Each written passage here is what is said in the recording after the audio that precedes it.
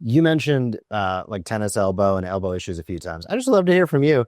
What's kind of your top five, like home runs? You're like, when somebody walks in with these three, five, seven, I'll let you do as many as you want. What are those home run conditions? You're like, this is an 80, 90% chance we're going to get a positive result. What are some of the conditions? Plantar fascia is the one that we have the biggest breadth of research on. It's been around for so many years when it comes to shockwave and plantar fascia, and it's the one that we get a lot of people from the community already searching for us when they don't even know what shockwave is. Like, I heard that helps with plantar fascia. Right. So that has to be on that list of the top five. And for me, especially, I'm not going to sit there because I'm soft tissue certified in a couple other techniques.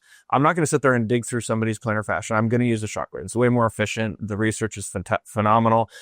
We've got great numbers behind it. It's easy for me and my staff to take care of. It's not an easy problem, but there's not a lot of great other solutions, right? Yeah. The surgeries can lead to worse outcome. Oh.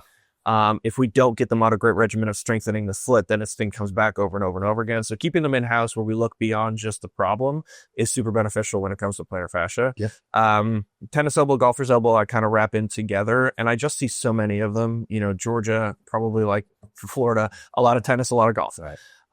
And those people will continue to play through it regardless. And if we can make sure that they can do that without screwing themselves up even more, yep, we're going to see a ton of those. Calcific tendonitis of the shoulder, which sounds kind of more like a niche, but you see more of it, especially when you start looking into it. Yeah. And start looking for it, you're going to see more of them.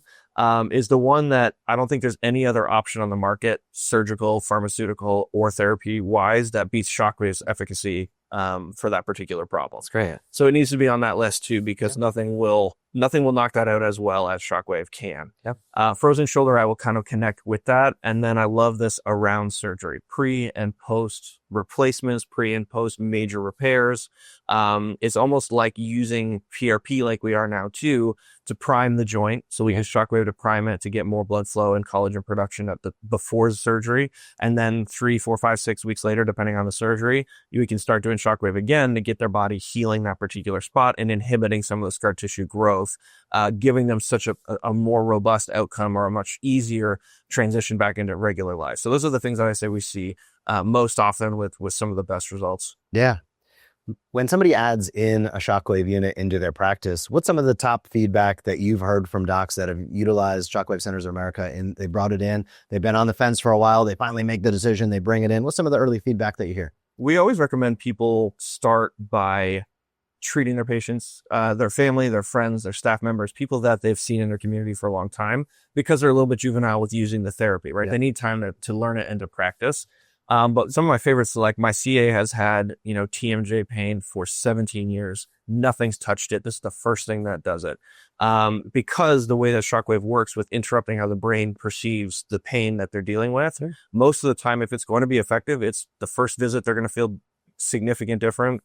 Within 3 visits, they're going to continue to be better. Mm-hmm. And if it's not significantly better within 3 visits, then we're moving on to either more imaging or a different type of therapy. Yep. So it's not this huge investment in time and energy by the patient or by the provider to figure out if this is going to work. And that's one of the things our clients love about it. It's going to work or it's not, and we need to know right away. Yep. And it sells itself. When you get somebody better in 1 visit, they're like, how do I do more of this, doc? You finally found the thing that's going to do it. And I think one of the biggest pieces of feedback we get is like, why aren't we teaching this? Yeah. Right. And thankfully the answer is we are now. All right. Right. We're 40 years behind, the European system, but we're finally learning about it in school because it deserves its day in the market. It deserves to be a part of an option for our patients that's non-invasive. Yeah. Thanks so much for checking out that interview. If you liked it, we have plenty more available. You can check out the next interview right here.